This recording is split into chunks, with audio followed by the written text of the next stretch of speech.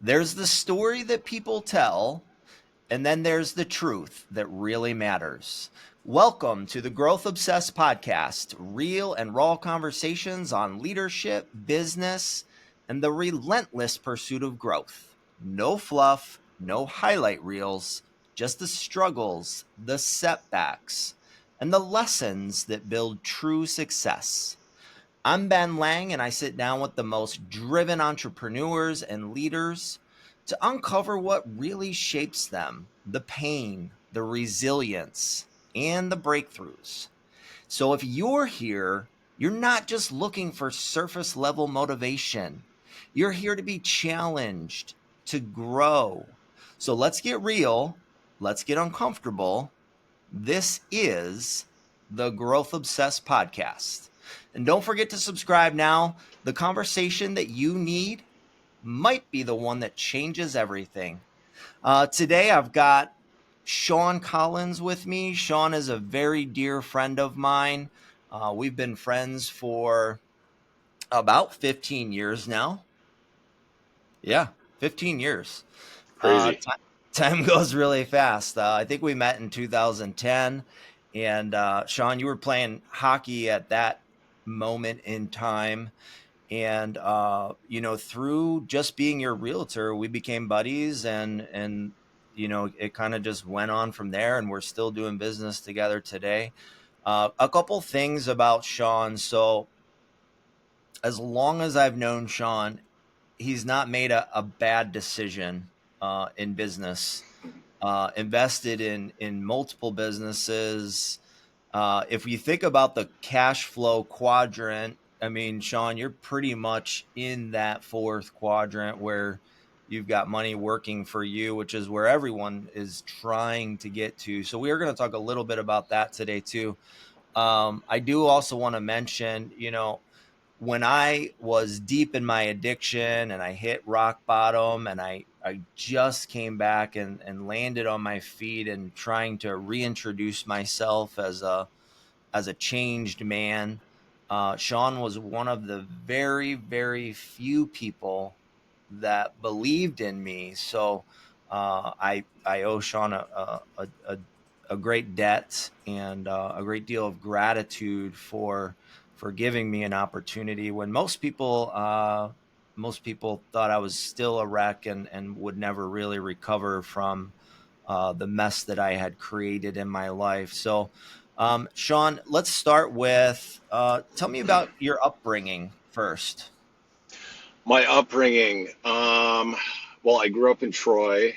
Um, it was a very, very normal upbringing, I guess. I have a younger brother and sister, two really, really great parents. We went to Catholic school. They put us in sports. Um, Kind of whatever we wanted to do. They were fairly strict with us, but they were really supportive. So I really couldn't have had like a much better upbringing. Okay, and I know you went on to play pro hockey. Tell me about, like, you're in high school. Were you thinking you wanted a career in hockey? Not really. No, No. no. Okay, so you go to college. What's the plan when you go to college? I guess I guess it wasn't that I didn't want a career in hockey. It was that I didn't really think it was attainable. Um, there were enough teachers growing up that you'd have an assignment to say what you want to be when you grow up, and they would preface it by saying, and no one better say professional athlete because none of you guys are going to be professional athletes. So I think it was probably my dad was the only one who actually thought I had a chance at doing it. Um, and then I guess as I got older and progressed, like it started to become attainable. Um, so yeah, when I went to college, um, I did, I was probably like most 18-year-olds where I didn't know exactly what I wanted to do. So I was taking all of the, whatever they were called, the gen ed courses that I had to take, and then I just kind of veered into um, one of the fields that a lot of the athletes took, because at that point I was taking hockey very seriously, and I didn't really want to take anything that was super taxing school wise. Yeah, so you're taking now you're in college, you're at Ohio State, right? Yeah. So you're at Ohio State. You're taking hockey very seriously. When is it that you get an inclination that hey, when is it that you broke past those self-limiting beliefs that it's not attainable? Like, what was that defining moment? Um, for me, yeah, for me, it was, you know, it was a goal to get a college scholarship. And it was almost like once I got to college, I was like, okay, this is awesome. Now, you know, my parents are rewarded. I got a college scholarship, and I'll figure it out from here, kind of thing. But then it was towards the end of my freshman year, um, when we ended up winning a championship, and I was on the ice with like all juniors and seniors, and there were NHL scouts waiting for me after the game, and I was like, man, I thought that just like making it here would was awesome, and now I'm kind of excelling here, and that's when I started kind of believing that the next level was possible. Wow, so you had scouts coming out when you were a freshman to see Yeah, you. yeah, Okay. So that would help kind of get past those self-limiting yeah, beliefs, right? yeah, yeah. Now the journey to the pros, I'm sure that you faced some rejection, or did you not face any rejection? Oh no, I faced it. Okay. Tell me about the rejection and how you got past it. Um, yeah, I guess, yeah, it was kind of rejection, but it was kind of just like an eye opener. Um, you grow up in Michigan, and then you play at a Big Ten school. You think you know everyone who's really good. You think you know all of your competition, and then you get to the pro level, and your eyes are open to the fact that there are a bunch of studs from Russia and Sweden and Finland and Western Canada and Western United States that you never even really knew about. And you go in with as much confidence as you can, and you're thinking you're going to make the team out of camp, and um, then you get cut from the team and you go to the American League team, and from there you're like, okay, how do I got to figure out how to dominate here, and then you realize these guys are really good, and then you're like, holy smokes, like I got to make this team in order to even have a chance at the NHL. So um, yeah, that was challenging. Just really the getting sent down to the minors, and then having to still consistently day in and day out compete with a lot of really really good players. So, did you compare yourself to them? Did you find yourself comparing yourself to some of the other guys? Yeah, yeah, you try your best to like focus on yourself and focus on um, doing what you need to do to like get to the next level or get the coach's attention or get more ice time. Um, but sometimes you see someone that's playing more than you or getting more opportunities, and so you can't help but compare. And the comparison wasn't really like a negative thing. It was like, okay, what are they doing well that I can try and emulate? And what does this other guy do really well that I can try and like get better at? It was that type of comparison. And that's actually what I was hoping that you were gonna say, because I've talked about it in business all the time. Like,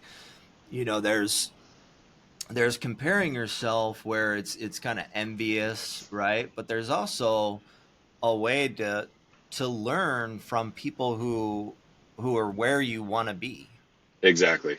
right? And model, like modeling, I think is everything. Um, if you model the right people, you're definitely going to get better. 100%. Yeah. Yeah, yeah. So you're trying to get more ice time, and when, like, what did it take to actually get it? Your whole career was with the Caps. Yeah, and yes, the Caps and Hershey was their American League team, and then I signed with the New York Rangers and was in Hartford So what kind of there. commitment does that take? I want to know, because I don't know too many pro athletes other than you.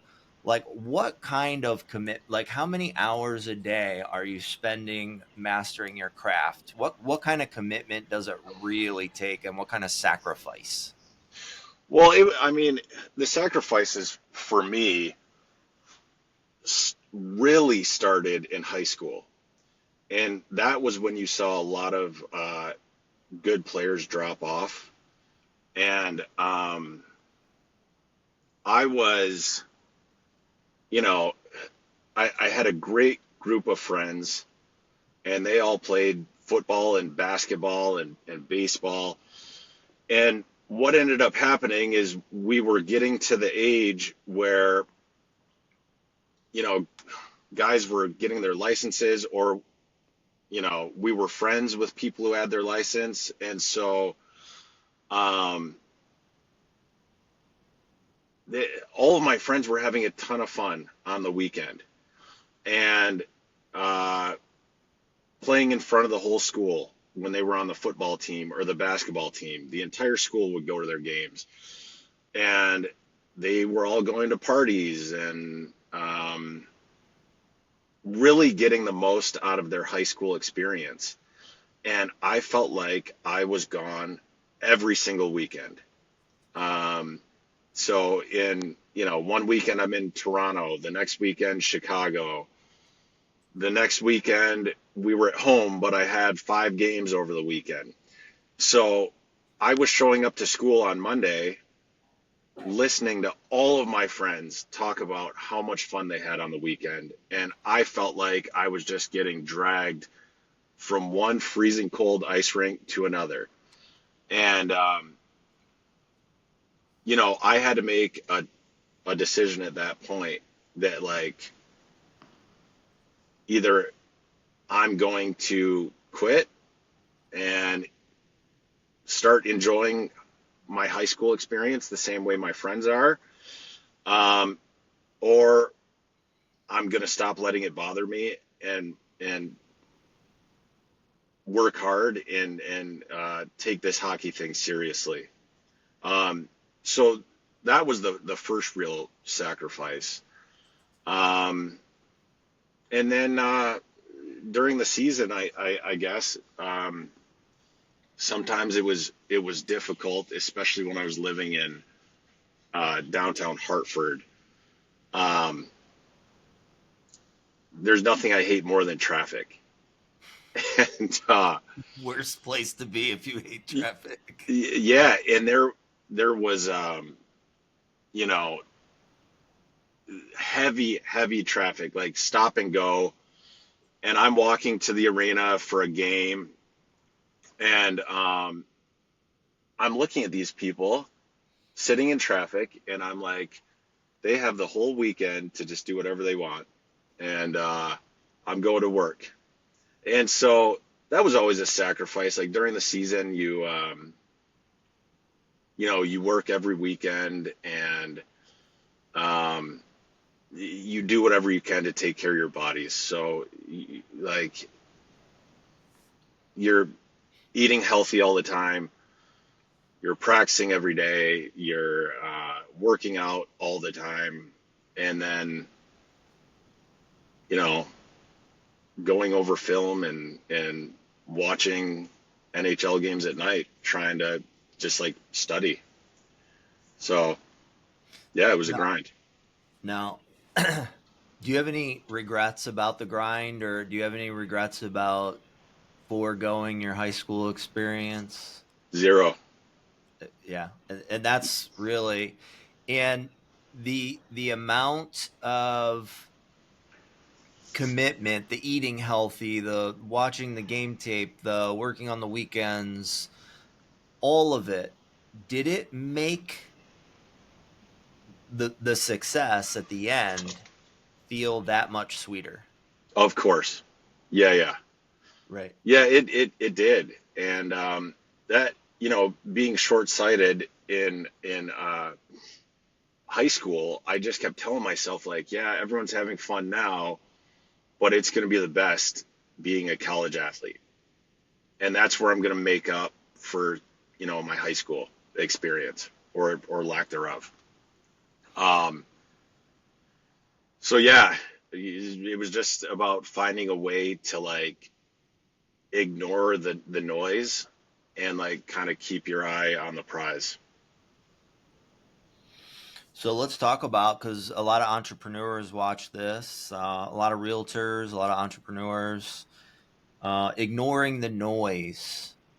I think that's a really important part to success. Talk about that. Like, how do you ignore the noise, or how did you? Um, yeah, it was really just um, it was really just like a mindset that you had to train yourself to think a certain way, and I guess the example, I know that we already talked about it, but like I went from being so upset on Mondays coming to school, like in jealous and have the FOMO that I missed out on all the parties and the fun that everyone had on the weekends. And I switched my mindset to being like, I can't wait until I get to experience all of it as a college athlete and probably even better than what they're experiencing. And so yeah, it's just like for me, it was a change in mindset. Yeah. And by the way, the college parties were probably a million times better than the high school I parties. would have, yeah, yeah, they were good. um, so since how old were you when you retired from hockey? 30. 30 years old. So ever since then, I mean, I knew you when you did retire. Um, you've been a serial entrepreneur, had your hands in a lot of stuff. Can you share some of the stuff that you've done as far as entrepreneurial ventures? Yeah. Um, so yeah, I guess first and foremost, like my day job would be a house flipper. Um, and then from there, you know, with your help, we identified a few of those um, flips that we found from motivated sellers that would actually be really good long-term rentals. So from the flipping, um, started getting into a couple long-term rentals, and then um,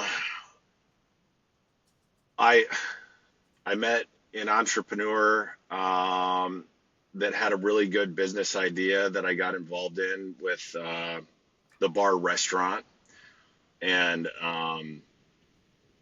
you know that was a situation where I was just so impressed with the guy that I met and became friends with, um, that I decided to get involved in that. Um, the real estate stuff, like the flips and then the long term rentals, and then I started seeing the benefits to short term rentals. So I bought the lake house up north.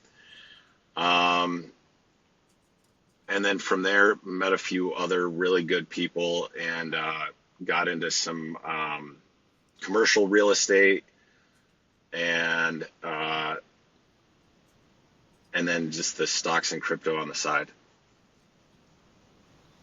All right, so let's just go down the list. So Okay. fli- flipping houses, and Yeah. I know you've probably flipped, I don't know, in the neighborhood of 60, 70, 80. Yeah, I would guess something Yeah. something like that. So 60, 70, 80 flips, long-term rental, short-term rental, bar owner, commercial real estate owner, um, stock and crypto, very heavily invested. So you've got a lot of money working for you, Yeah. which is where I think the majority of people want to go. Hmm. At least I do. I mean, I'm invested in my business. I wish I was as heavily invested in diversified as you are.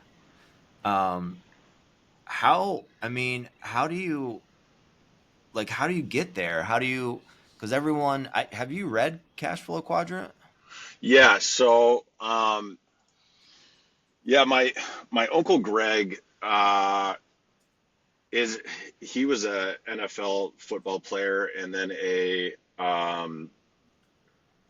now he's like an actor, but he got into real estate a long time ago.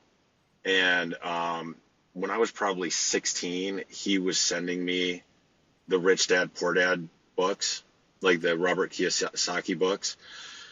And I wasn't much of a reader, but he stayed on me and was like,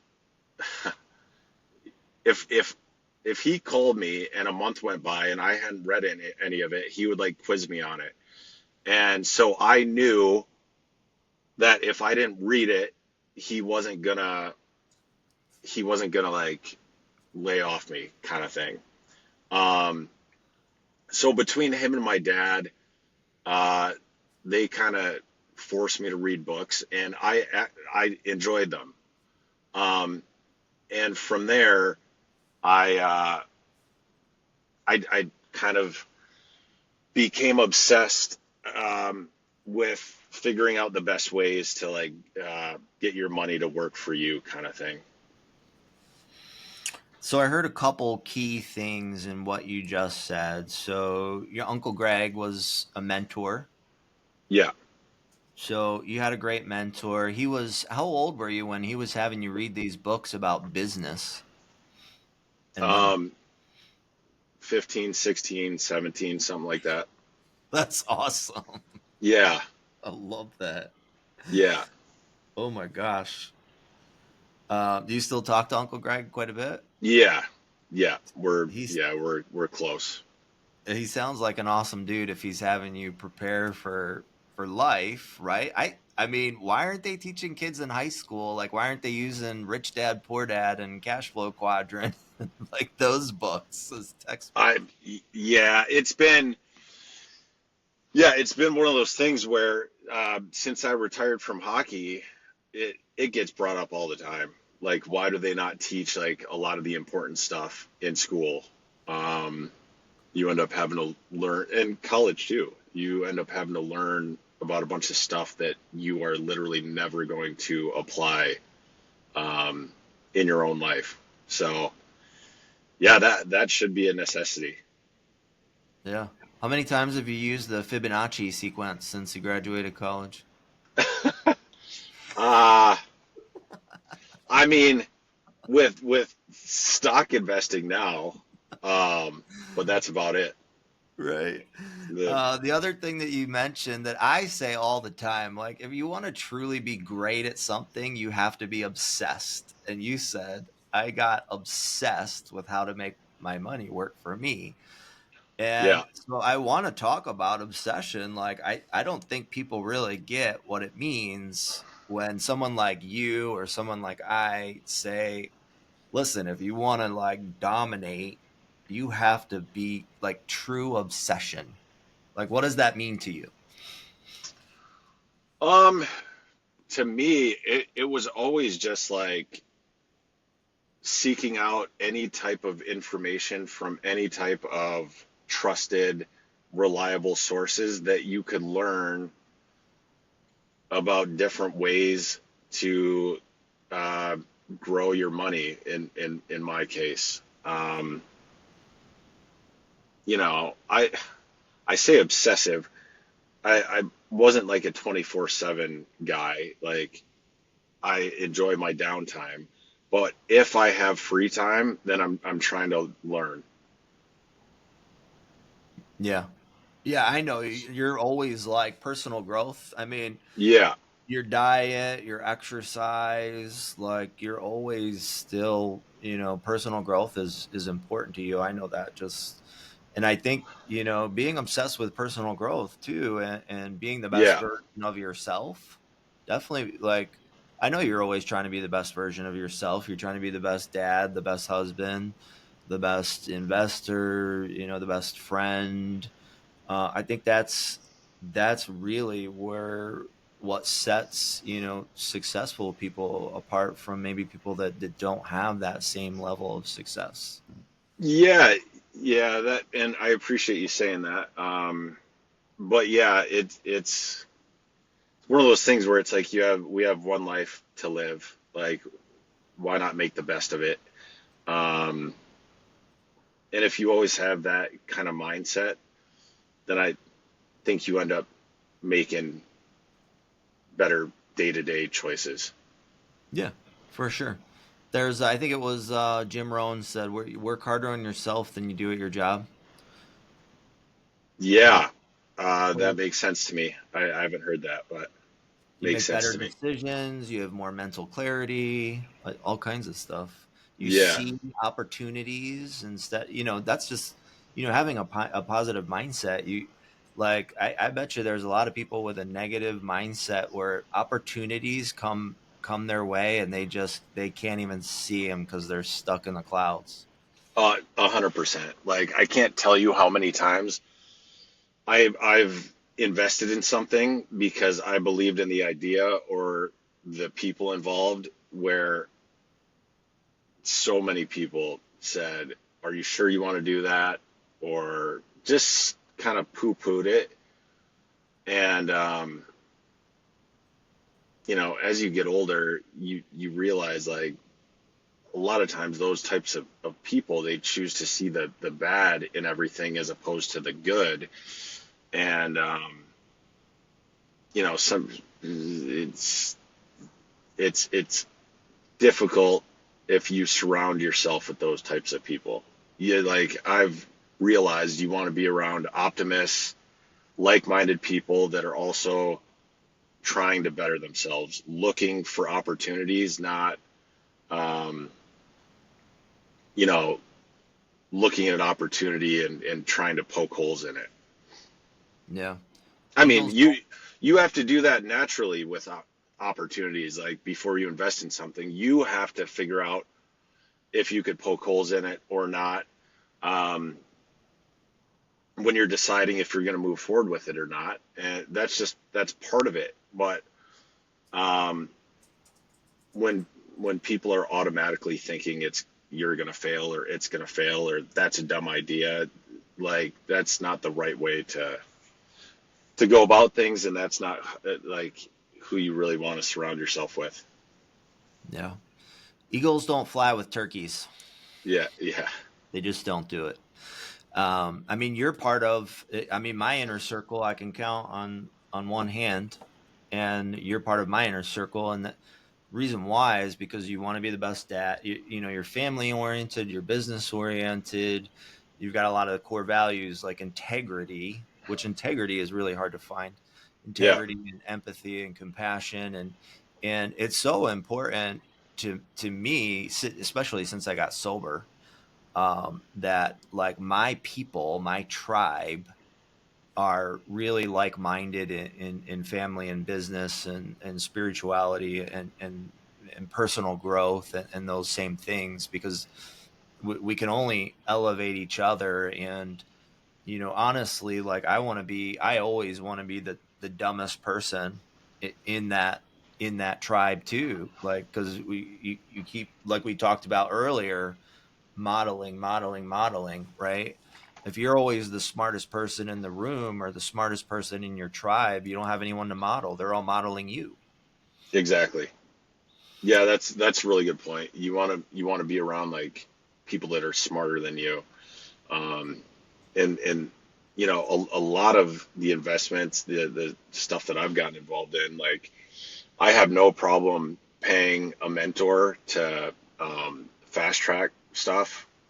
I mean, if you have an opportunity to get into something that you're interested in and want to get good at, um, then why not pay someone to help fast track that? Yeah, why I've reinvent the wheel? Yeah, yeah. And so like I've been involved in some really really good groups with some good mentors that have helped me a ton. And I'll try, sometimes sell them on other people. They're like, why would I spend 5 grand or 10 grand on something? And I'm like, okay, but like if you spend 5 grand to make 100, then who cares about the 5 grand? You're up 90, or you could just choose to not learn about it and keep doing what you're doing, you know?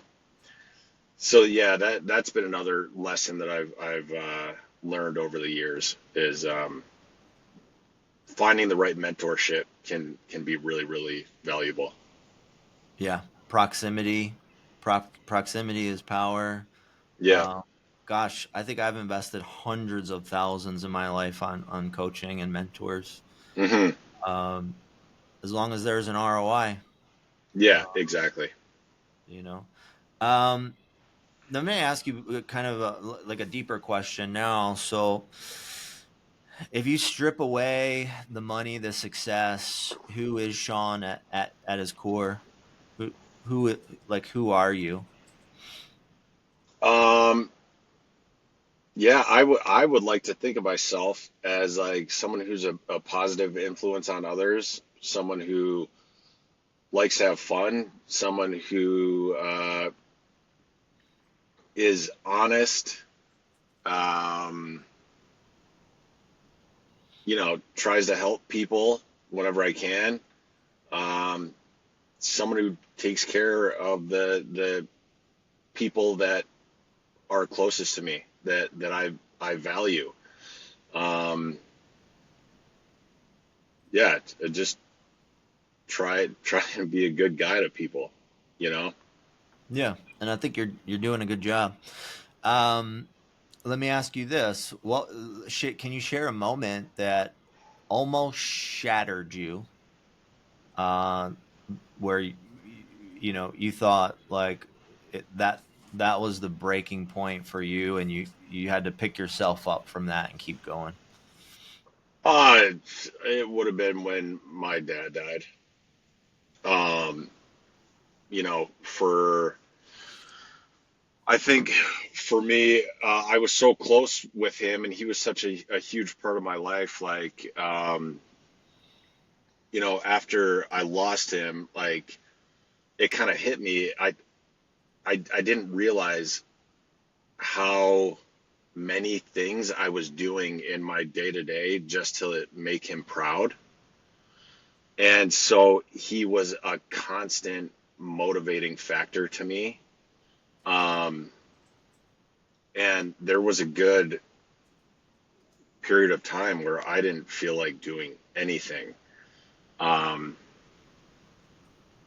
and the grieving process is wild. Um, but after struggling and feeling sorry for myself for a bit, like you realize those those lessons you learned from your dad kick in, and I could picture him, up in heaven yelling at me like, "What are you going to do? Sit in a corner and cry? Yeah, like, come on, keep moving." And so, you know, that that was short lived. Um, but yeah, I would say that was, yeah, definitely the toughest. So you thought about your dad and what he would think. Is there anything else that kind of got you through the that feeling shattered, feeling broken? Um, Um, yeah, just that I had a daughter on the way. She was going to be dependent on me, and you know, if you're a certain way your whole life, and I was always very driven, success driven. Um, you could, I guess I put that on pause for a little bit, but you can't just like completely turn that off. Um, so, you know, I guess I realized like as hard as it was, just because my dad died doesn't mean I don't want all the same things and the same successes. It's sounds insensitive, but the world goes on, and you've got to come to that realization. no, I agree with you. It's Yeah, hard when you're in the moment. I've been in the moment myself with loss and grief, and but you're absolutely right. I don't know if it's insensitive. The world keeps going. It keeps yeah, moving. yeah, for sure. Uh, um, what was what was the biggest risk that you've taken in your life that literally changed everything? The biggest risk, I I am a risk taker, so there's probably been quite a bit. Um, it, I mean, it was back in high school. Um, I know we keep talking about high school, but um, the way the way hockey works is like if you get drafted by a team or a junior team, then you have to go and play for that team, and that team happened to be in Cleveland. So it it was yeah, I was 16, and I had to move in with a billet family in Cleveland, where I didn't know anyone, I didn't know them, and that was a, I guess, a risk. It's having to make kind of a big boy decision at a young age. Um, so yeah, I always look at that as not necessarily a huge risk, but definitely a turning point. Did that decision, did that kind of change the trajectory of where your life went, do you think? Yeah, It did. yeah, for Okay. sure. Yep. So what I really get out of that is you did something that was very uncomfortable Yeah. to you, something that you didn't want to do, but you Right. did it for the end result. You did it with knowing that, I call it like chewing on rocks. Like you chew on rocks for a little bit to get what you want. It sucks. It's uncomfortable. You don't want to do it. Um, but it changed the whole trajectory of your entire life Yeah, it did. potentially. Yeah, it So did. that yeah, that's awesome. So like what do you think, like there's an entrepreneur maybe that's listening right now, and they're like, well, what do you mean? Like they don't really understand, like, the chewing on rocks or eating rocks, or or doing something that's uncomfortable. Can you just elaborate a little bit more about, like, I'm sure you've had to do it multiple times, like go through something you don't want to do Yeah. to get what you want in the end. Yeah, I mean, a lot of times the right decision is like it's the hardest decision. And if you have a specific goal in mind, um, and you know in your gut and in your heart, even though it's like the difficult decision, that it's the right decision, then you gotta do it. And and not just do it, but like commit to it and make the best of it and you know give it your all. So that's really, it's not only doing something that you don't want to do, but being happy in the journey, Yeah, before you get to the destination. exactly. Tell me about the first time you flipped a house. Was I there for that or no? Maybe I wasn't. Yes. But Uh, you were kind of. You were going back to school for psychology. oh yeah, okay. Um, yeah, Well, tell me about like what the feelings that you had, because that was a risk, obviously, right? You don't really know what you're doing. yeah, that was a big risk.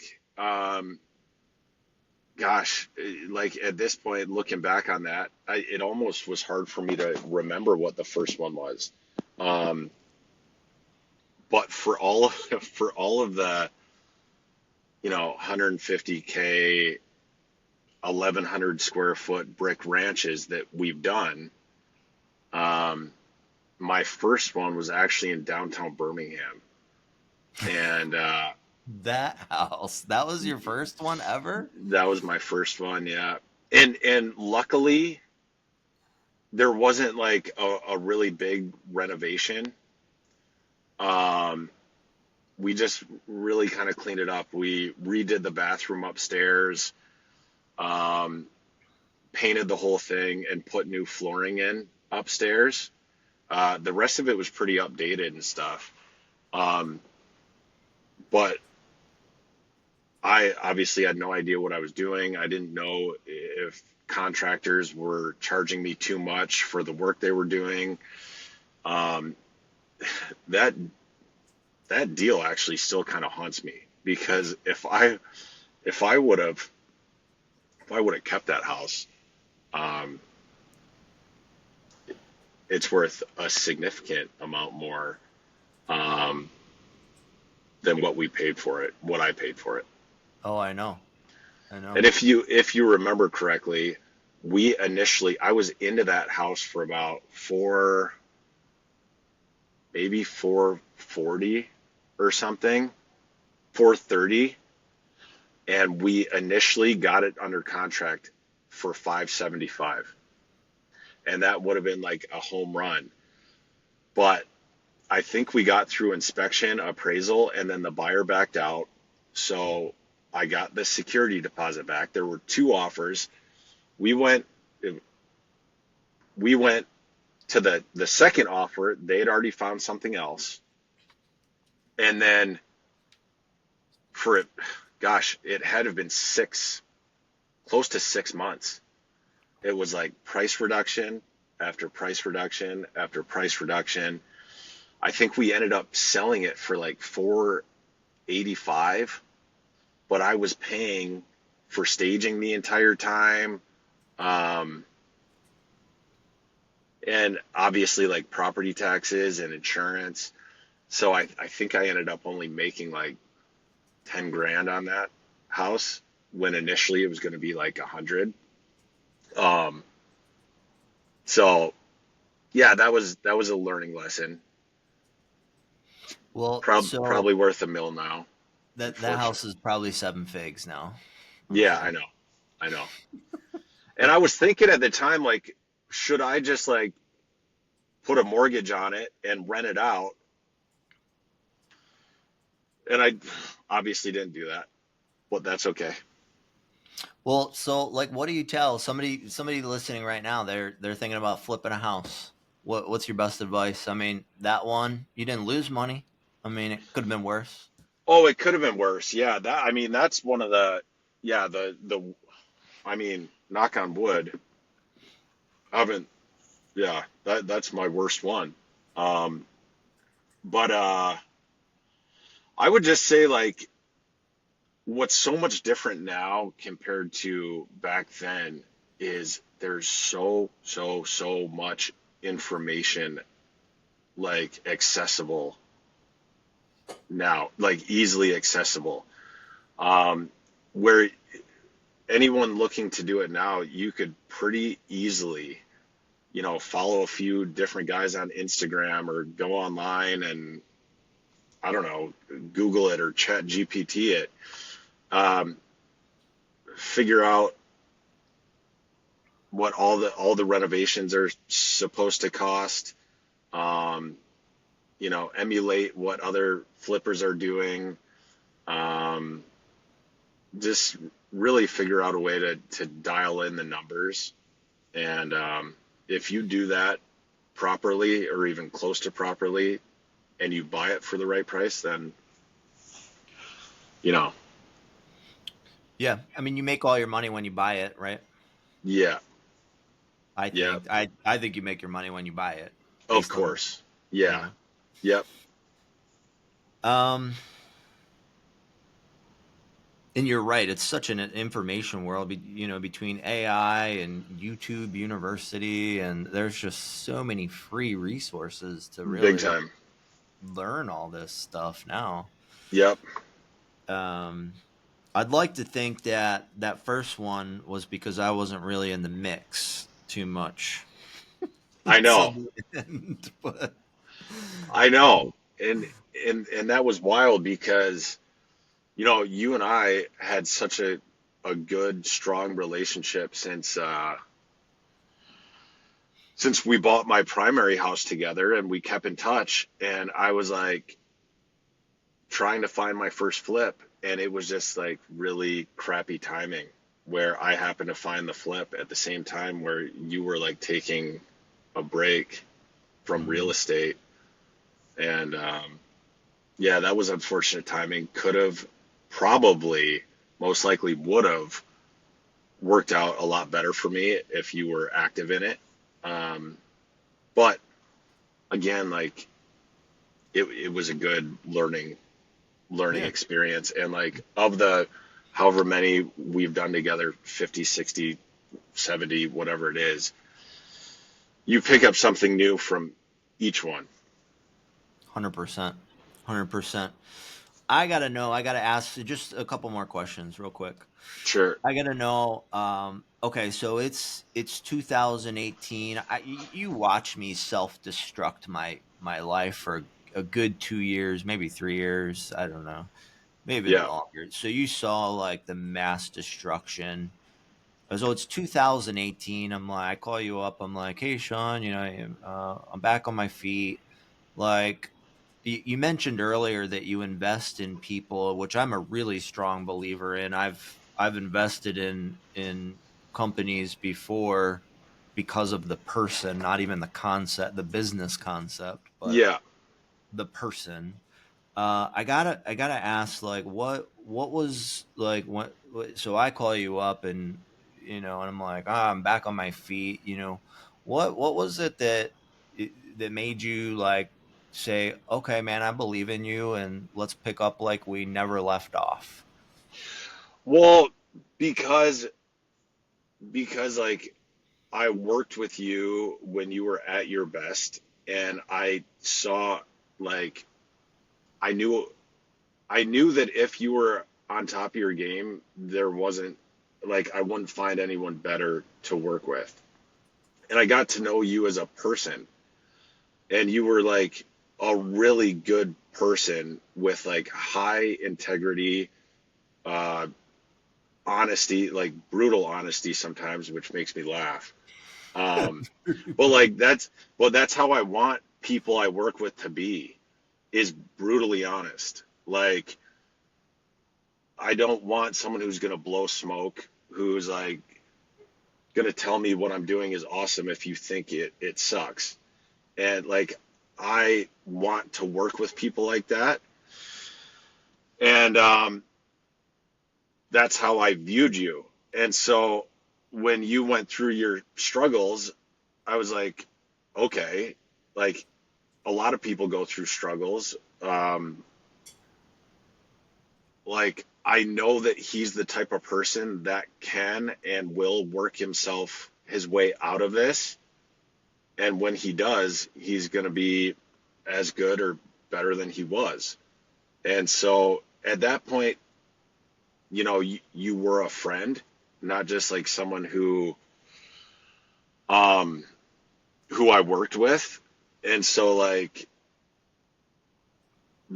I mean, that's what friends do for each other. And also I knew that we could build something, real estate wise together.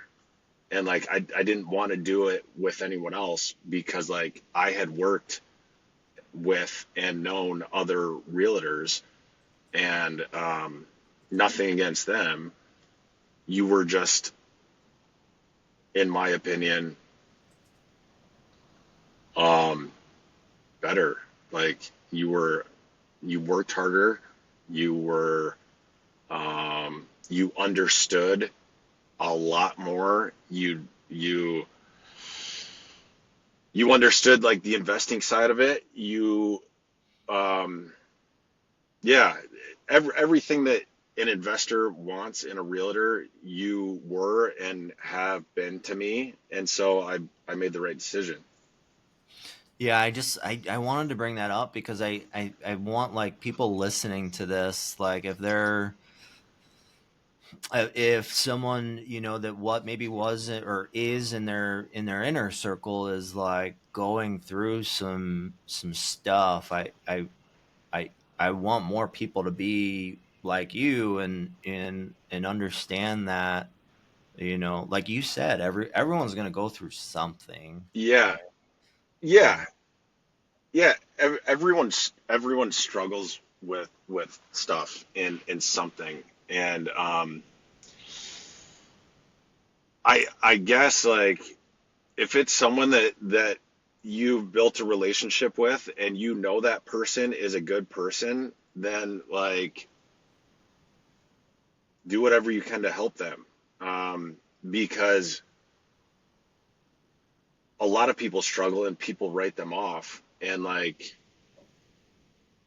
I don't know, that's not how you're supposed to be with friends Yeah, or I love. or people in general, you know? Yeah, yeah, I love that. Last question. So your dad now, what's the legacy that you want to leave behind? The legacy. I would say just like, um, treating people well, working hard, um, having good morals, uh, ignoring noise, not caring too much about what people think. Um, I don't know. That's a good question. There's so much. Like my dad was such an awesome dude. There's like a million things that I could say, to be honest. What was the legacy that your dad left behind with you? Oh, just yeah, all those things that I just said. He, Yeah. yeah, he was like he was the he had a way of like being the life of the party, but also treating people really well and, doing anything that he had to do uh, for his family, his friends, people he loved. Um, just he was really really good at the most important things. Yeah. That's awesome. That's Yeah. awesome. Um, well, so. one last thought. So if you buy houses in Oakland, Macomb County, do you buy them other counties as well, or just Oakland and Macomb? Well, we've done Wayne before, um, like certain cities in Wayne.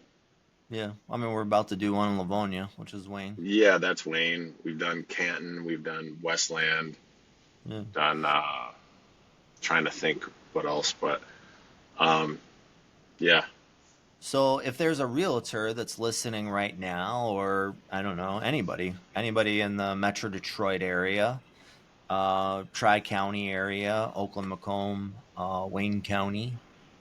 Sean is an all cash buyer. He's not going out and borrowing money.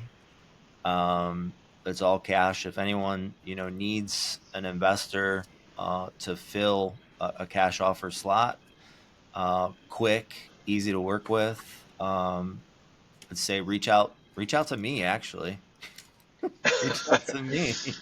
Yeah. And we'll come in, no inspection, all cash, and make it a really easy process for whoever's might need that option. Thanks for throwing that in there. I like Yeah, it. man. I appreciate your time today. Always a pleasure. I think the world of you, and I'm really glad that and grateful that you took the time to spend with me today. Likewise, buddy. Appreciate the time.